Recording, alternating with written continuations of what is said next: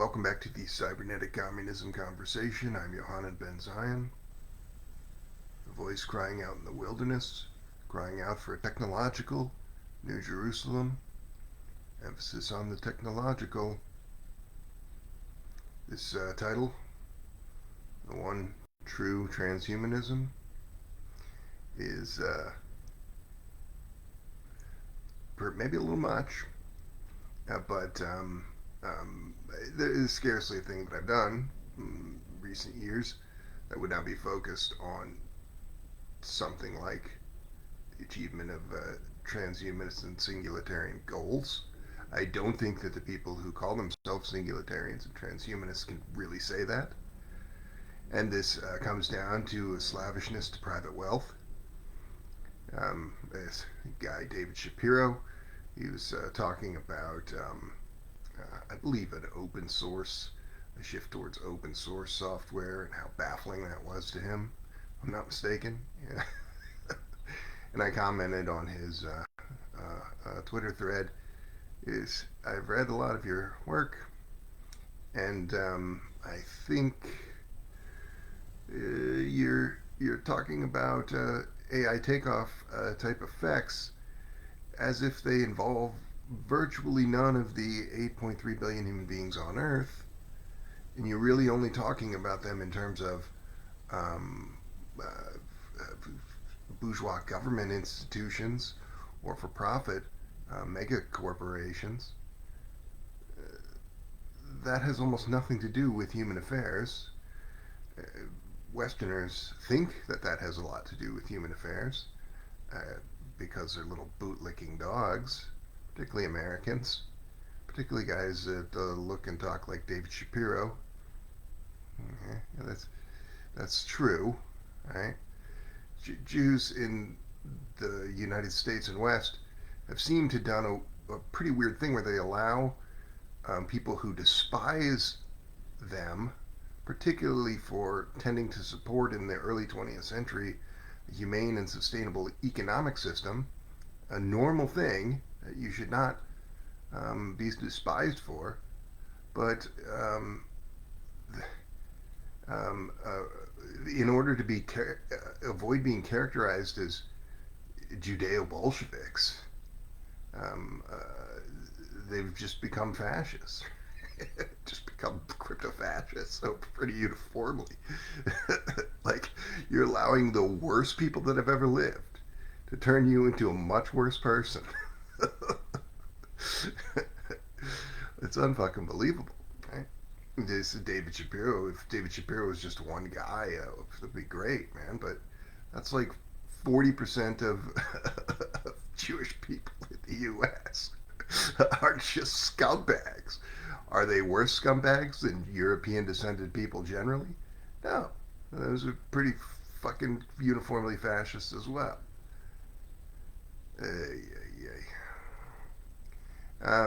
So I'm going to share, I guess, on the cover of this when I posted on YouTube, a unique feature. I'm hesitant to share it for a couple of reasons.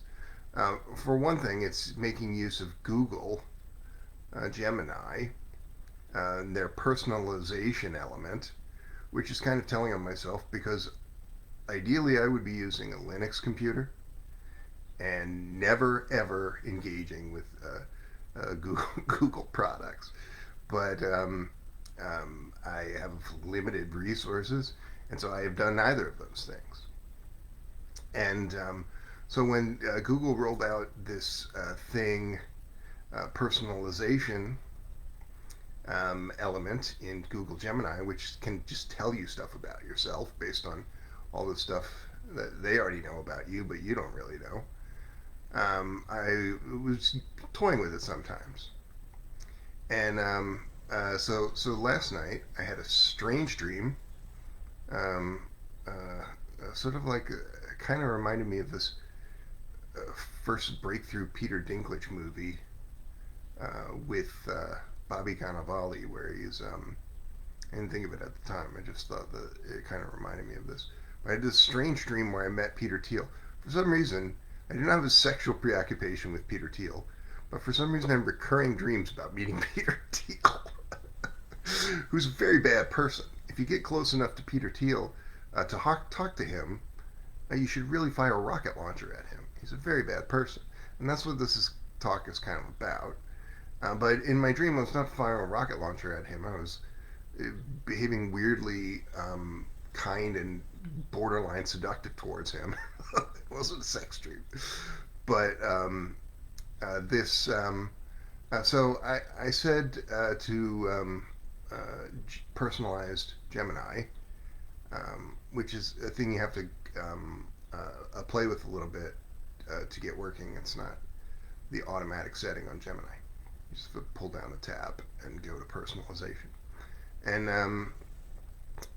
I said I had a dream, another recurring dream.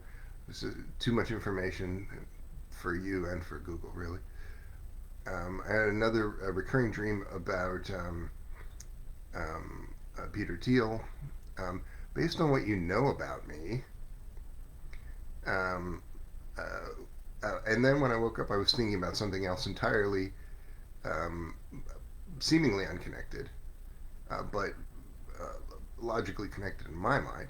Try to guess what that thing would be based on what you know about me. And it made a pretty good stab at it. It was nowhere near close because it's a very specific thing I'm going to get into right now in this essay. But that made a pretty good stab at it. It knows that I'm working on a people's superintelligence, and so it pretty well related all of the ideas, cybernetics, cybernetic communism, people's superintelligence, and the open source LLM work group as massified AI agent workforce multiplier that I proposed. It related all of that, and quite coherently, but didn't actually get to the things. It can't read a person's mind, right? In a million years, it won't be able to read a person's mind. But then I had a conversation with it about how OpenAI is bragging, maybe overstating, how their new agent is able to be more creative than anything in existence, short of quite creative human being, and that tracks what I've read about it. That's not just a bald-faced lie. They have been known to stretch the truth a little bit, though. And this, so I said, you have this. I'm talking to you on this personalization service basis. You have this creative basis. You have things that have massive amounts of information about me, or I could collect that information myself. It seems that we're at the point of me having a digital assistant that has that mirrors myself in many ways and has a certain kind of capabilities along those lines. That something merely mimicking my personality and repeating back things that have happened to me would not have. It was like, yeah, you're probably right. And then I said, Ray Kurzweil already has that thing that he's playing with right now. And they said, well, I don't know, because it doesn't know what's going on in the inner circle of Google Labs.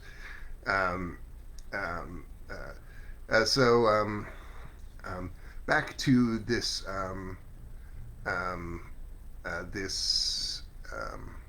the actual story here.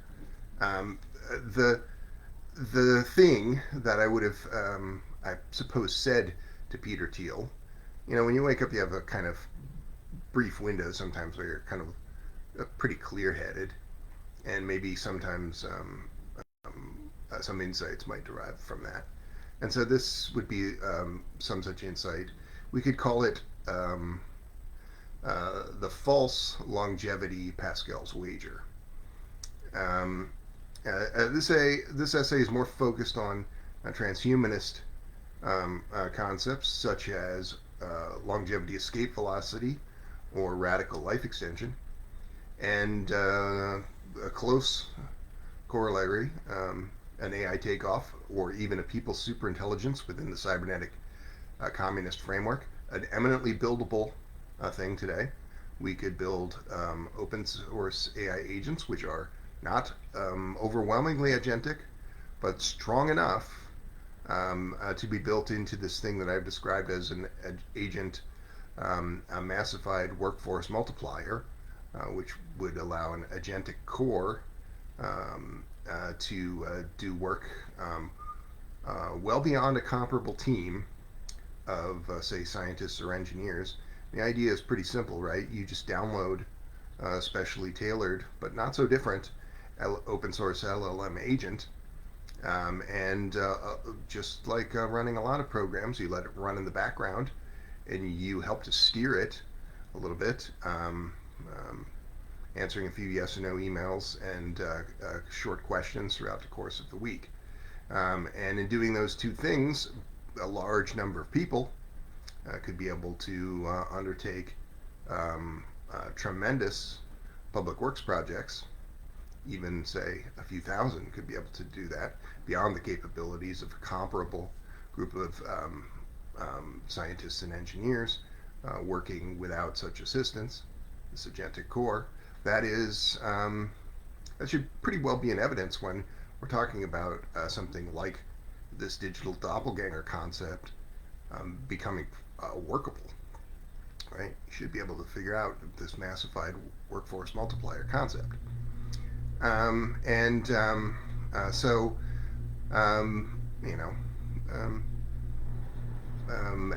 people like Shapiro and Thiel really thought about this? That there are 8.3 billion people on this planet who could be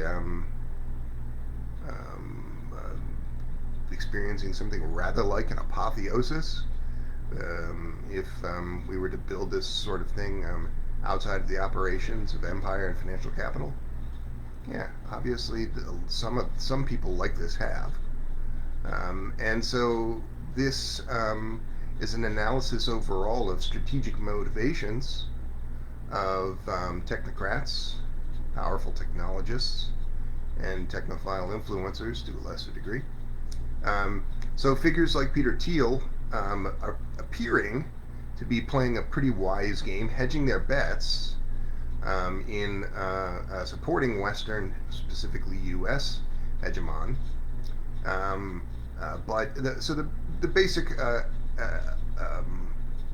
log line of this false Pascal's wager is whether there is a people's AI takeoff, which could easily happen with a small amount of cooperation on your part,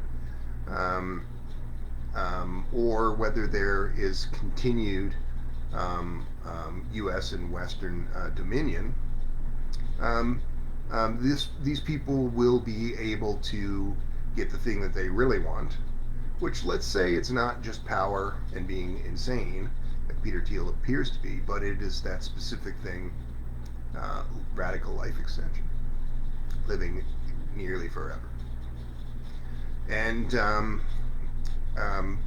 so the bet hedge is that they side with the dominant force, the U.S. rules-based order, knowing that they'll be able to come hat in hand and apologize if the people's AI takeoff occurs, or even, say, the collapse of the Western hegemon in some other way, the proliferation of state socialism by the 20th century standards. So win or lose in that scenario, they know that as often as not,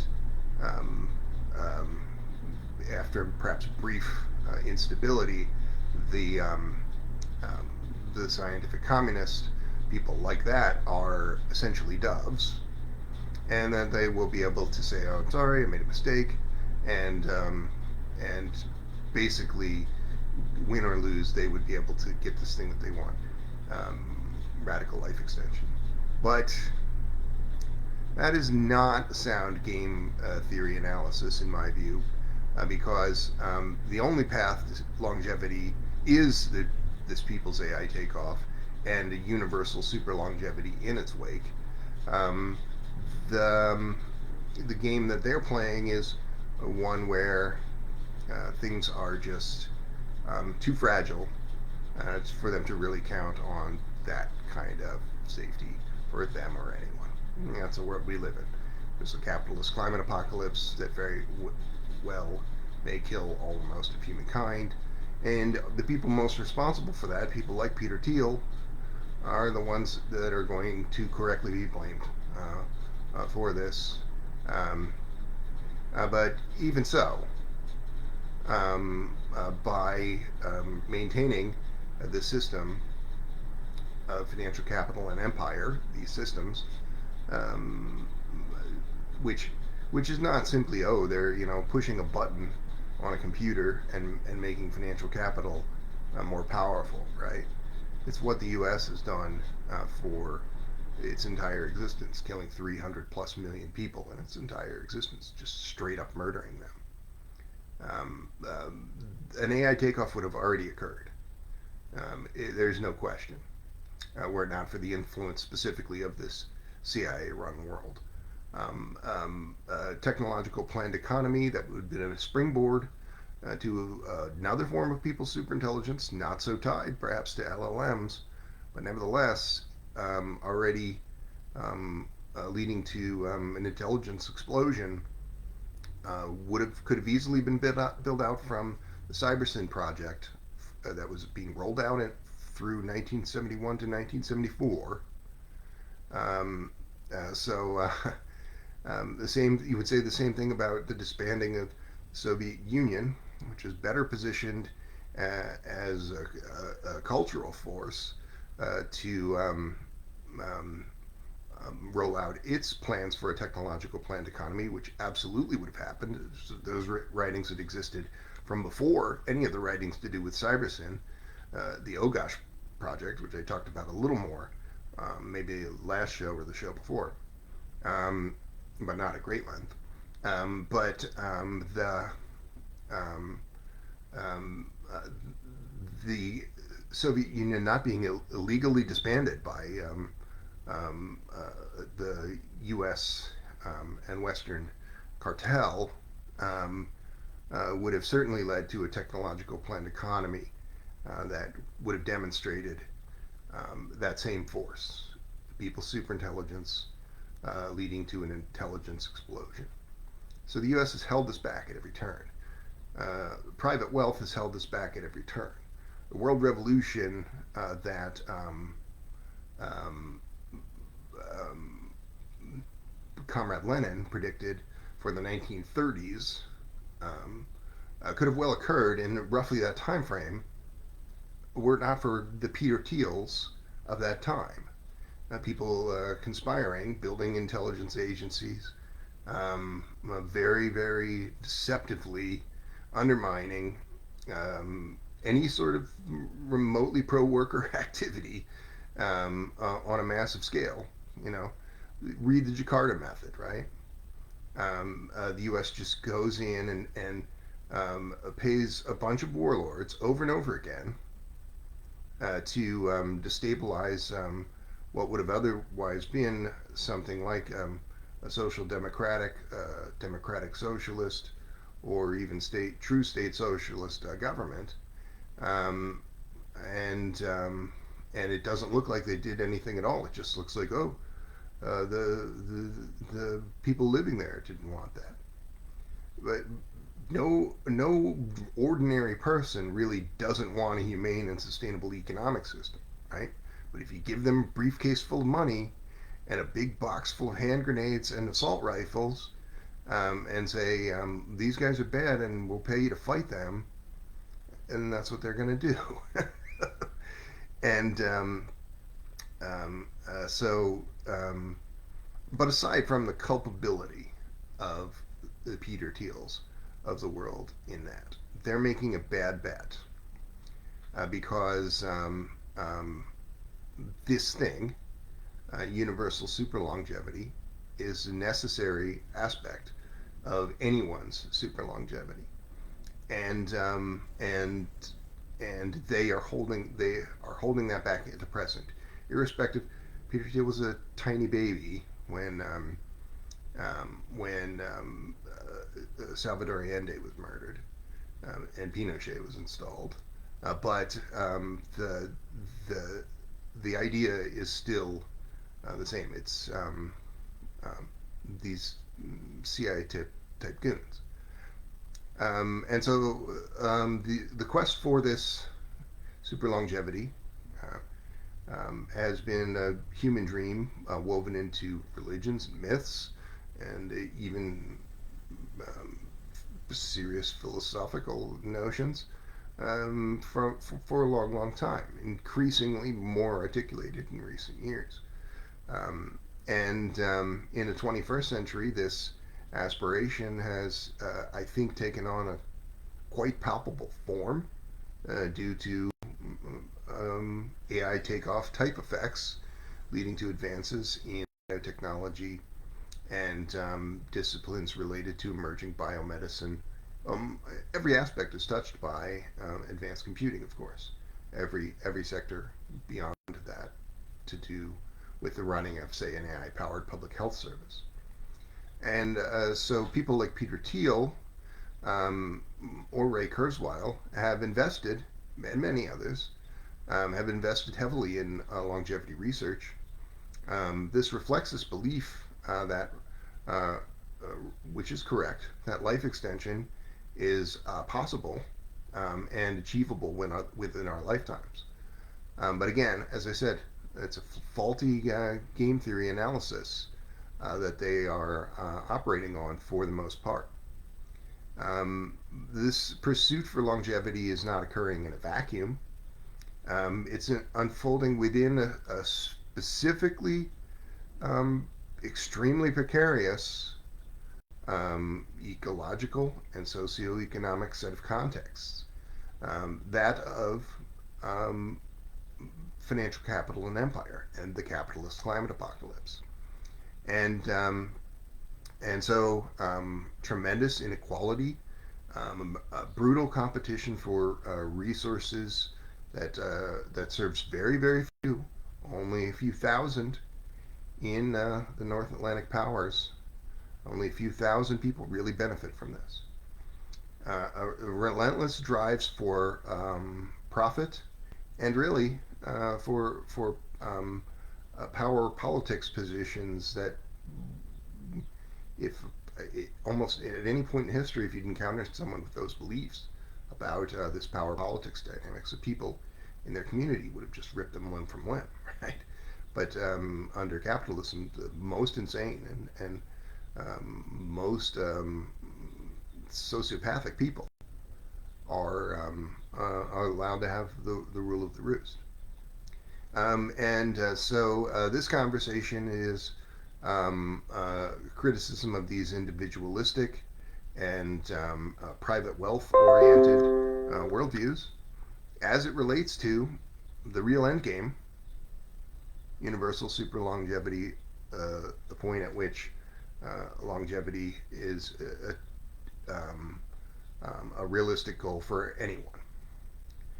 That would be, you don't have to have studied dozens and dozens of books on systems or game theory to be able to put that together, right? Capitalists and capitalist sympathizers are being willfully obtuse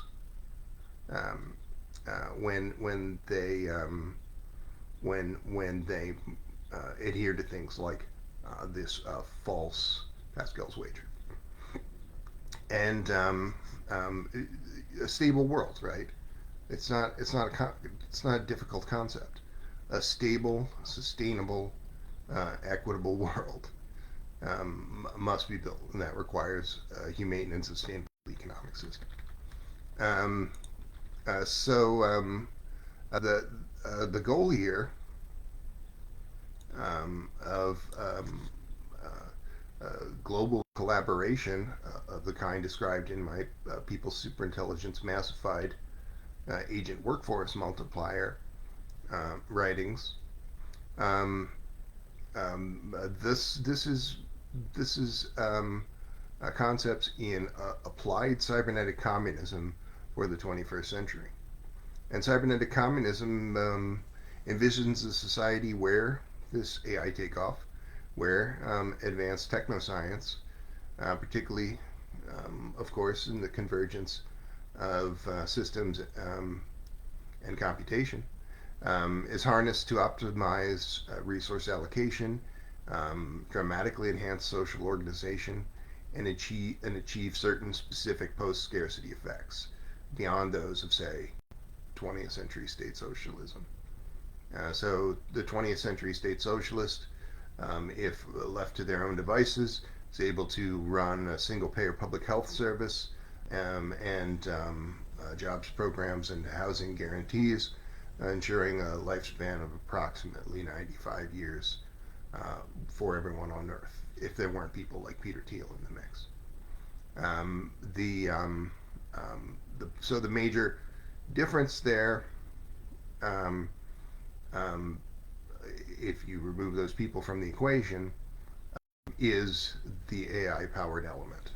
So that is why I focus so much on an AI-powered single-payer public health service able to treat aging as a reversible condition and say bring the life expectancy then up to about 150 years. And or longer ultimately.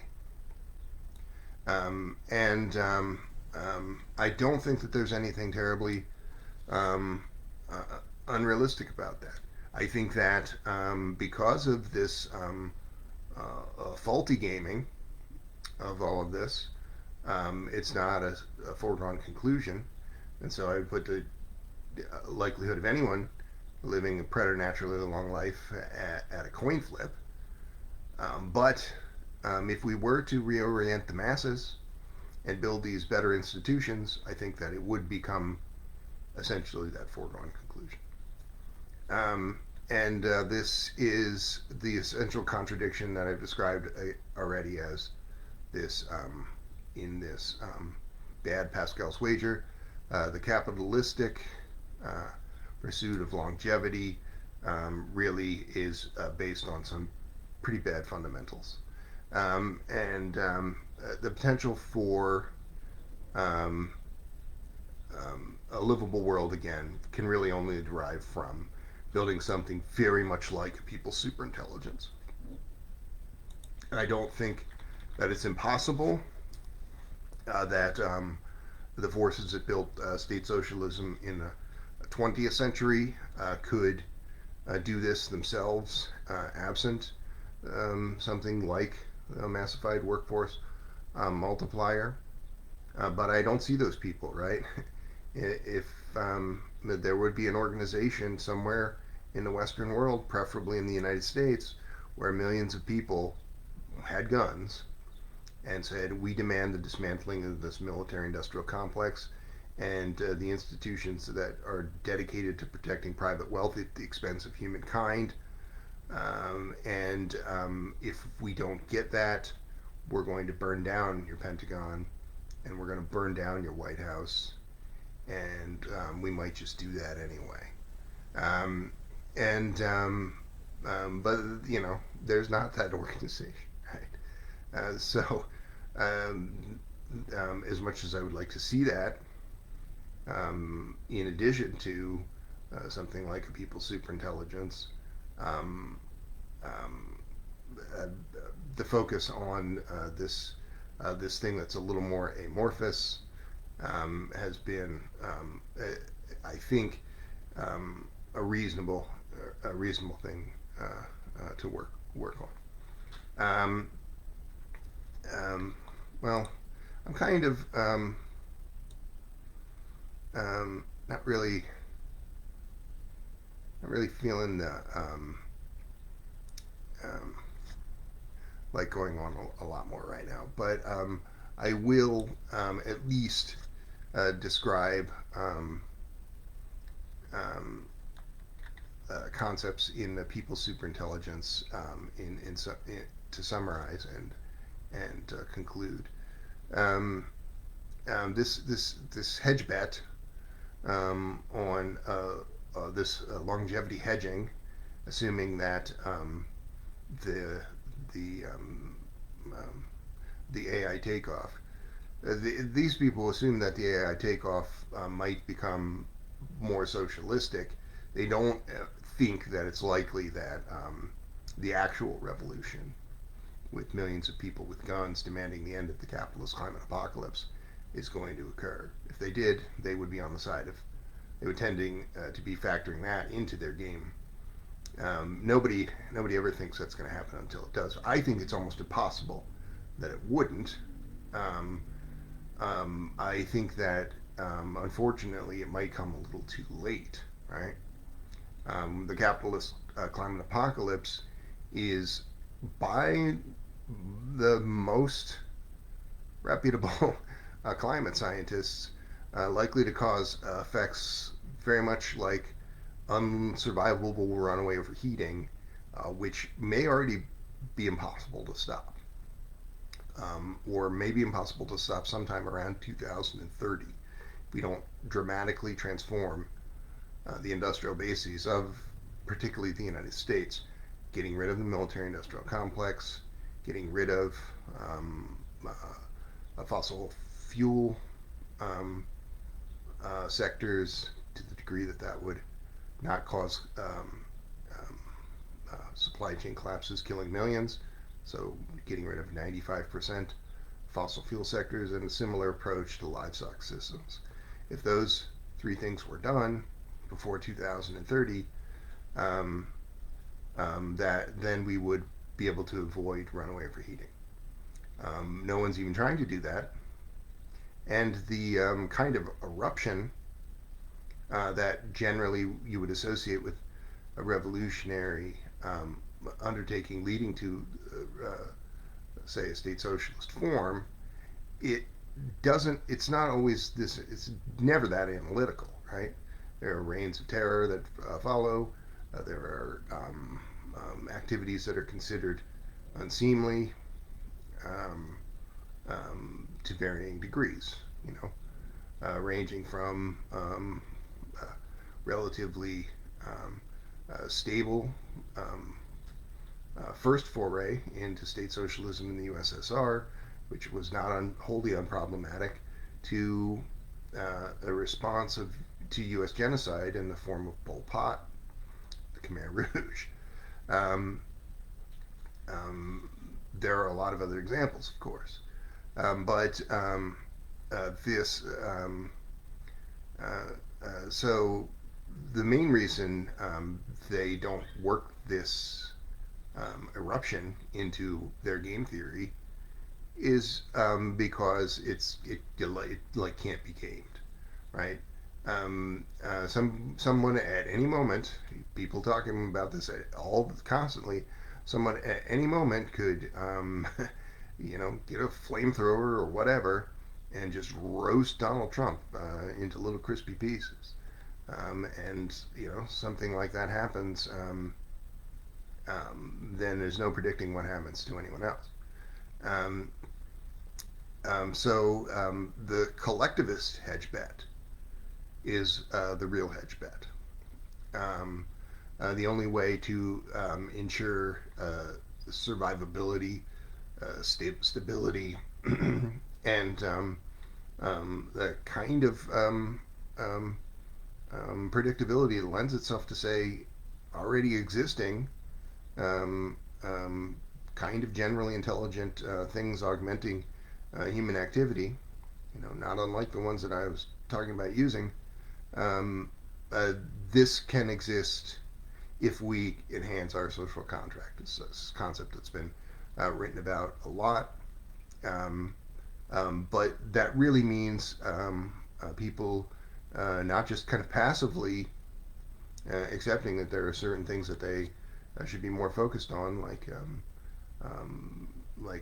not tolerating financial capital, but it demands a clamoring for that, a militancy, um, a by any means necessary type attitude on the part of a lot of people. And there are a lot of places in the world that are not nearly so ridiculously evil as the United States, where people can a little more be relied upon to behave in that way. But the United States, having become so tremendously powerful in the course of the 20th century, and having been so far rightist throughout its entire history to the present day, it doesn't bode well for the building of this techno-scientific communalism in the necessary, timely manner. Um, and um, the how do we build a global movement around a people's superintelligence that is dynamic enough, even eruptive enough, to stop this outcome of human extinction by the U.S. run climate apocalypse. Um, it's sometimes it's a recurring theme on these conversations is me asking a chatbot that very question, and them saying some things not terribly insightful about, say, well, um, Linux enthusiasts have spent tens and tens of thousands of man hours working on operating systems, and we could build this operating system for our world in the form of people's superintelligence using existing efforts of people like this. It knows enough to say that sort of thing, but it doesn't really. It can't game out the levels of unpredictability in eruption itself, revolution itself, um, and so it's hard to know what to work on when uh, the as personalized as it may become, it's not smart enough to really read your mind or game out situations that um, impossible levels of unpredictability. For life extensionists and real transhumanists, and real transhumanists are, I've shared this art many, many times. I made a political compass. It describes many, many different points on of mostly bourgeois positions. And if you're familiar with the political compass, right? The top people are authoritarians, and the left people are communalists. And down here with pieces of shit like Donald Trump and J.D. Vance, who just murdered the Pope, and Peter Thiel, down here in the bottom right, among the worst people. Um, well, I mean, Trump and Peter Thiel are really up here, but they say that they're down here. So down here with the biggest pieces of shit on earth are the people that call themselves transhumanists. It's why it's mostly an incoherent, it's like herding cats dealing with these people. They're just always fighting because they don't have coherent worldview. Um, but then up here, outside of the range of actual viable political activity, would be hive mind collectivists. You can figure out why that's outside of the range because with absent brain-computer interfaces, that's not a thing that you can do, sharing consciousness with others. If you think that you can do that, that's because you're a little nuts. um, and so that's people have thought that they might be able to do that for a long, long time. This is a feature of some spiritualistic worldviews going back thousands of years also, but it's not reality. The reality is we could do that by building highly sophisticated brain-computer interfaces, but that those have not been implemented or even really designed in a practical way at present. And but nevertheless, if you wanted to be a real transhumanist, you would pretty obviously not be doing this counterproductive weirdo thing with people with incoherent worldviews. You would be becoming hive mind collectivist, or as close to that as you possibly could. People who say I'm a cybernetic communist, and when brain-computer interfaces can be implemented into the people's superintelligence, allowing me a different kind of experience and greater utility in that people's superintelligent basic model, that that's what I will do. Those are people who would be among the most communalistic people alive. Um, I've met some transhumanists, even worked with some transhumanist organizations, and basically everybody who would be identified with that movement, who's a public-facing figure, does not fit that description. It's pretty fucking far from it. They're crypto-fascists pretending to be some kind of revolutionaries. Um, and this is an important distinction, right? Um, um, the person who supports the omnicidal bourgeois AI takeoff that kills humanity is not the same person, even though they say that they're your friend, they're not the same person as a person supporting the true people's AI takeoff that unites humanity to common purpose to stop the climate apocalypse. So we have to make this choice as a species for the latter, which involves things like eruption, and involves you taking the position of doing things by any means necessary. It involves things like getting a gun and saying, I demand the end of the U.S. military-industrial complex, $1 trillion a year world's worst polluter, whose only real job on the world stage, protecting other super polluters, which has created this inescapable regime within this Project Mockingbird type CIA run world, type brainwashing to such a high degree, created this inescapable regime of super pollution that dooms not just the 8.3 billion people on Earth, but the small thousands in the US and generally European countries who tend to benefit from this system today. They're also, at best, going to be struggling for their lives in a bunker, trying to hopefully not be detected by anyone. And that's in the most likely situation. In the most likely situation, they live in hell after everyone has died, and the few people left are hunting them. that's the path that we're on the bourgeois AI takeoff. So people who are siding with that person, there's no excuse for being an anti-communist, right? An anti-communist is essentially a fascist, and a person who mincing words on the distinction there is a person who has got too much bourgeois ideological baggage to really be of use to people in the 21st century. As I've described in this sort of rambling game theory kind of analysis, there is no livable world without a move toward this insurrectionist, cybernetic communist cadre, an organization. Not just you becoming a cybernetic communist and working on the people's superintelligence by yourself, but at minimum tens of thousands of people building that thing. And that thing being highly compatible with the other revolutionary form, the thing that leads to state socialism,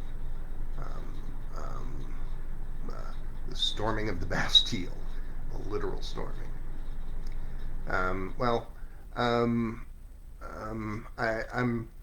not going to say the kind of inspirational words at the end that I do, because I had this creepy dream about a creepy person I was trying to somehow like negotiate with or trick into like being a good person, and it kind of put me off my lunch. I didn't want to eat anything all day today. I'm not going to say these words about the people's AI takeoff as an absolute certainty because I don't know. It's a coin flip. But I hope that you'll do the right thing.